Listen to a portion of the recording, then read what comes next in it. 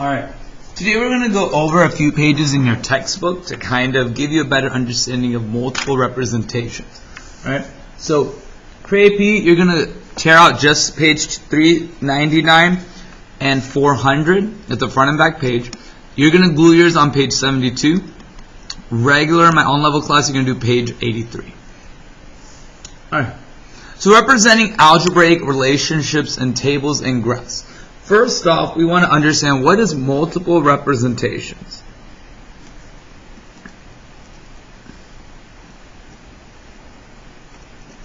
Also, this is going to be the title of the page also in your notebook.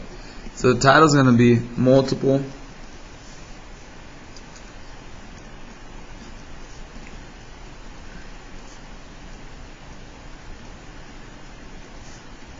notes. And this will be notes 1. We're going to do two things in our notebook today. Alright, multiple representations is consisting of 4 different things. The first one is the word problem, the equation, the table, and the graph. It's not always in that order, but usually those are the 4 things that we look at when we talk about the phrase multiple representations. Word problem, equation, table, and graph. Okay.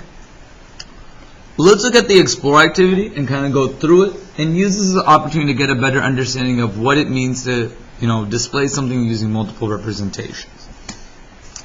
Alright, explore activity 1, representing algebraic relationships. Angie's walking speed is 5 kilometers per hour. May's is 4 kilometers per hour. Use tables and graphs to show how the distance each girl walks is related to time. So if we look at it, it's like our time and our distance. Time and distance. Right away, we can kind of look at and see that time is independent. I'm abbreviating it INDEP, and our distance is dependent. I don't know how far Angie can go unless I know the time. If time is independent, that's X. If her distance is dependent, it's Y. Her distance depends on how much time goes by, right? It always changes with time. So, to go from 0 to 0, okay, 1 to 5, well, she goes 5 kilometers an hour. So if no hours goes by, 0 times 5 gets me 0. If 1 hour goes by, 5 times 1 gets me 5. 2 hours goes by, 5 times 2 is 10. We do the process the same way. 15, 20. Also, if it's going too fast, ask the teacher to go ahead and just pause the video as you go through it. If it is going too fast, just pause, ask them to pause it, and just raise your hand when doing so.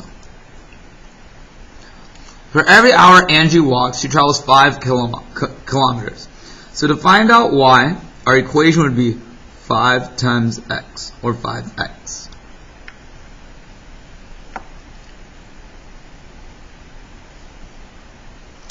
Same thing, time is independent and distance is dependent. To go from 0 to 0, well, it says Meg does 4 kilometers per hour. 0 times 4 will get me 0. 1 times 4 gets me 4. 2 times 4 gets me 8. So we do the same process to go from x to y every time. 3 times 4 gets me 12. 4 times 4 gets me 16.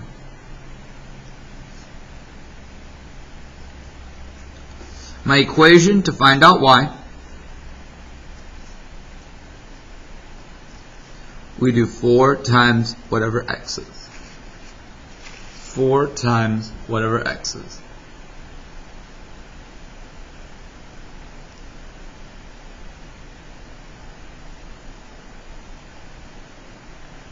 Alright. Next one. So we see that pattern of that relationship, going from x to y every single time. That's where we get our equation from. Now we're connecting the scenario, the word problem, to a table. We found our equations with that, and now we're going to graph the following. So, for each girl, make a graph and show her distance y as it depends on x. Plot the points from the table. So, time and distance, x and y. Independent, dependent. Independent, independent. So, for 0 hours, Angie goes 0 distance. 1 hour, Angie goes 5. If I look at my scale, I'm going something 4. So it's 2, 4, 6, 8, 10, 12, 14, 16, 18, 20. So I go 1 all the way to 5. Now when I go up, 1 is between 4 and 6. So it's going to kind of hover there on our grid. For 2, I'll get 10. That'll get us at the intersection on our graph. 3 gets us 15. Again, 15 isn't exactly on there, but it is between 14 and 16. And 4 will get us 20. We do see that pattern continuing all the way through, so we can connect those dots. You can use either a straight edge or whatever resource you have.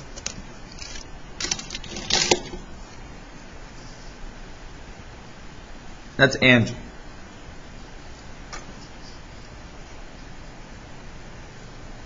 Next we have May. Now for May, for 0 hours, 0 distance. 1 hour, 4 kilometers. 2 hours, 8 kilometers.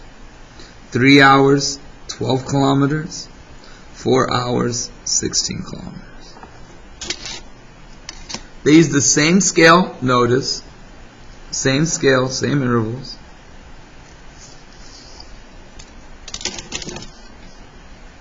Now I want you to look at both of these graphs.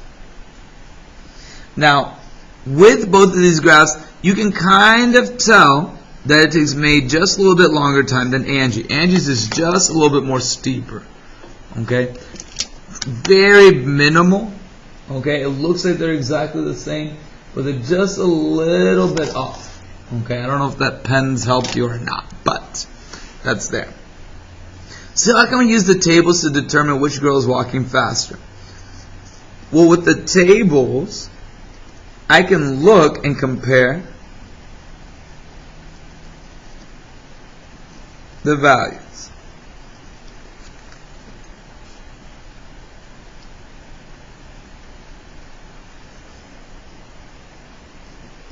Now with the graphs, like I mentioned, we would look at the steepness. So notice it's just a little bit more sharper than May's. So in this case, we could tell Angie is the faster one. Just barely, you know. If I look at it, she goes 4 miles per hour. She goes 5 miles per hour. Just barely, a little bit different.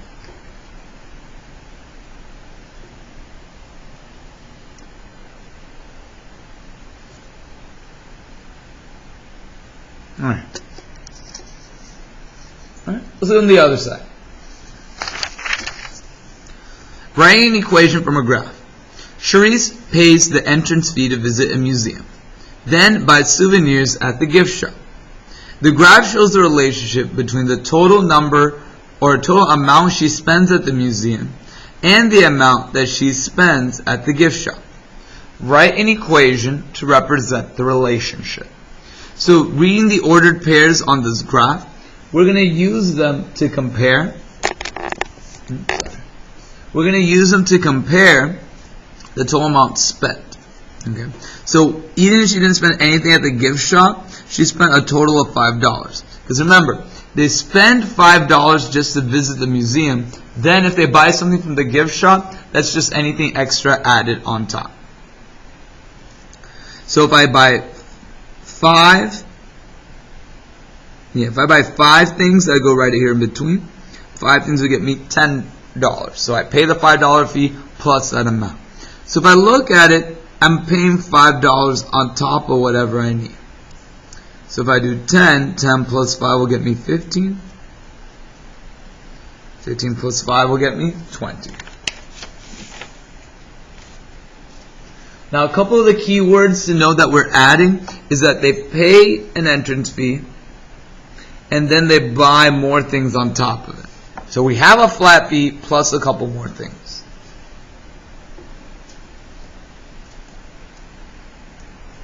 So when I look at it and there's one more blank, let's go ahead and fill it out with, let's try 20. If I do 20 plus 5, that gives me 25.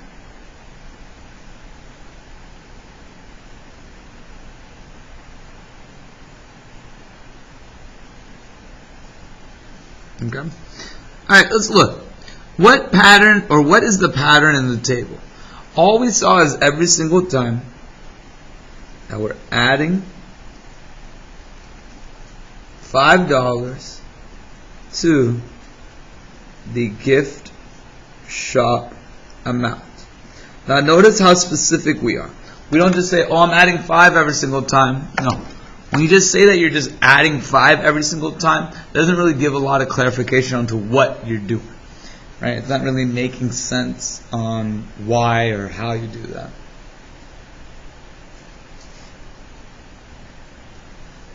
Right.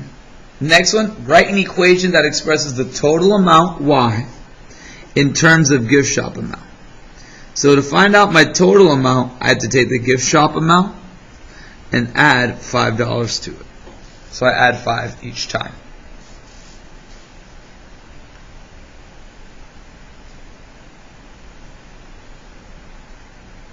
Number 2, identify the dependent and independent quantities in this situation.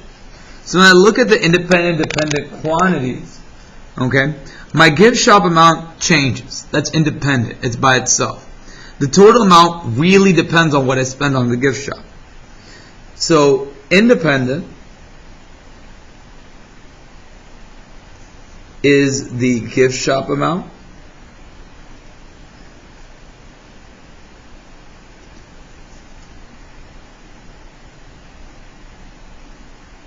And dependent is my total amount. We know that because my gift shop amount is my X and my total amount is my Y. Give me a few seconds to write that.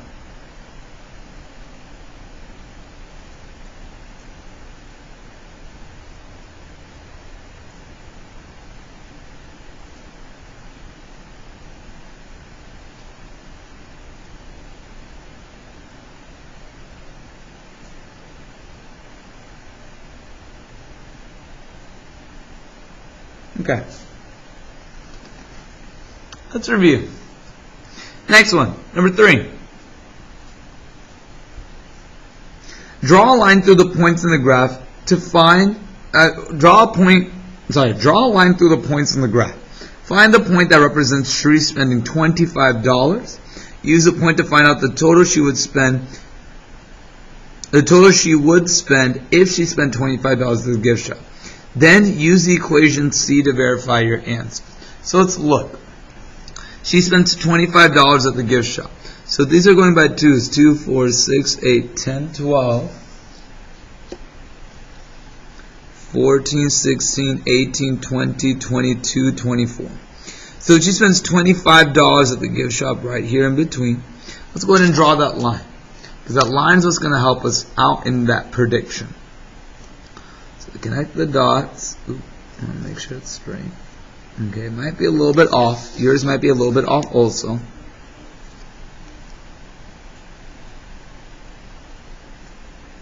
If it's $25, it goes right there in between.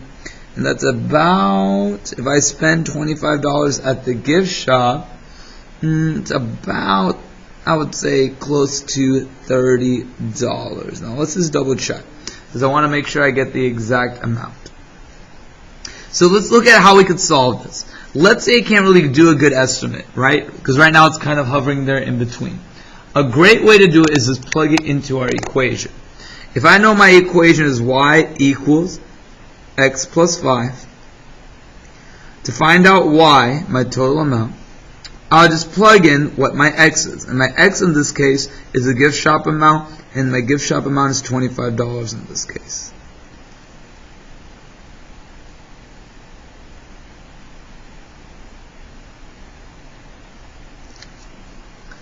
So, when I connect that, I get Y is equal to 30. So that means for every $25 she spends, it's $30.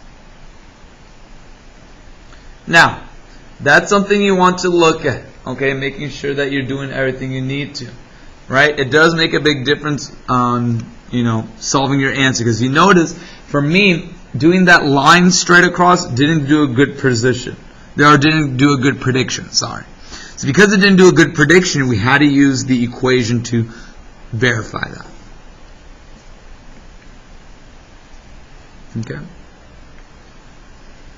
Now this goes into your notebook. Okay. If you need to pause the video, again, ask your teacher. Just raise your hand.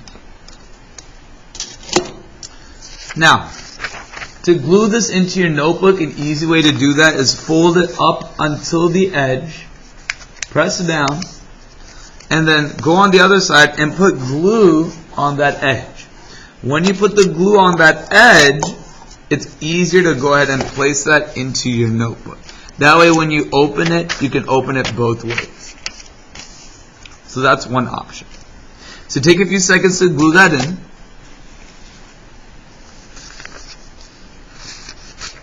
When you're done gluing that in, we're going to go ahead and continue the video now with page 401 and 402. Both of these pages will stay in your textbook. Okay? I believe 402 may be your homework. Check the board. If it is your homework, then go ahead and tear it out. If it is not, do not tear it out. Alright, let's look at page 401. Now, graphing an equation. Now, it's something we kind of already discussed and seen. For example, an ordered pair x, y, that makes an equation like y equals x plus 1 true. It's called a solution. Now, let's graph an equation and look at the ordered pairs that come from it. Let's do this first scenario. Graph each equation.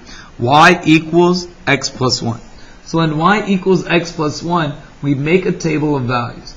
Choose some values for x and y. And remember, I told us yesterday I could just use 0, 1, 2, 3. They start with 1. Again, each its own. We plot the ordered pairs and draw a line. So if I know my equation's x plus 1 to get y, here's my x, here's my y. X, y is my ordered pair. Here's my x, here's my y, ordered pair. So on and so on. I plot all the points and I connect to the dots. Very similar to how we did the example on the front with the two runners.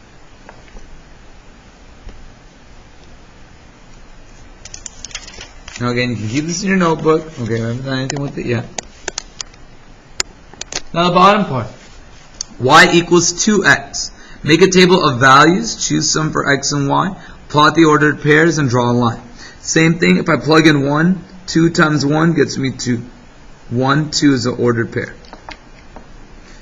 2, if I plug in 2, 2 times 2 is 4, 2, 4, another ordered pair. 3, 6, 3 and 6, ordered pair. 4, 8, 4 and 8 is the ordered pair. 5, 10, 5 and 10 is the ordered pair. So when I look at that and I want to choose some values for x and I want to plug those in, I use those points. 1, 2, 2, 4, 3, 6. And I connect those dots all together. And each of these are a continuous line. Okay? Both of them are a continuous line and will go on and on and on forever. Okay? It doesn't really make a difference.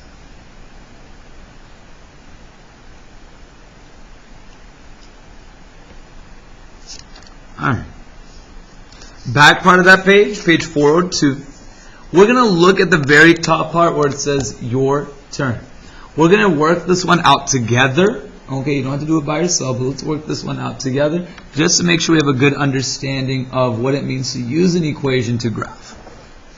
So again, I like to use my numbers 0, 1, 2, 3. And they said graph y equals x plus 2.5. So all you're doing is plugging in your numbers for the equation. If I plug in 0 for x, 0 plus 2.5, 0 plus 2.5 will stay at 2.5. 0, comma, 2.5.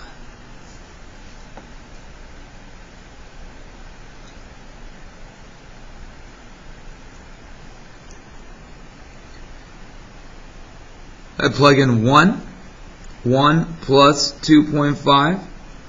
Well, and remember, in case we forget, 1 plus 2.5, we line up the decimals. 1.0 plus 1.25 gives us 3.5.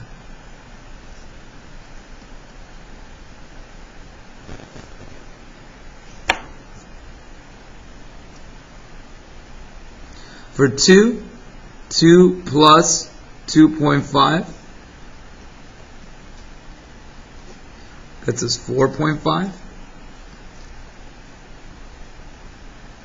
So 2 will get us 4.5. 3 plus 2.5. 3.0 plus 2.5 gets us 5.5.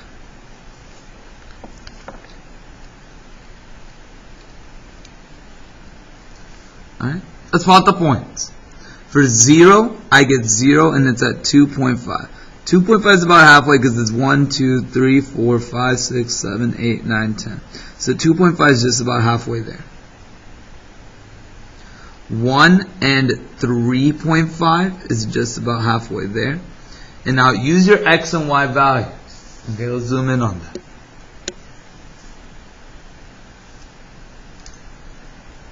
Two and 4.5, I go up to 4 halfway. And then 3 gets me 5.5, I go up to 5.5. Right there.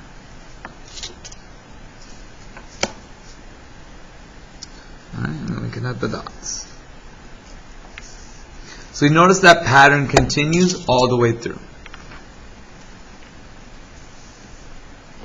Keep this page in your textbook. I want you to just have it so you can go back to reference to it. So if you have questions, aren't too sure about how we work with multiple reps or how it kind of works, this paper is there. So just make sure that you have this in your textbook. Use that to help you with your homework tonight and doing what you need to do.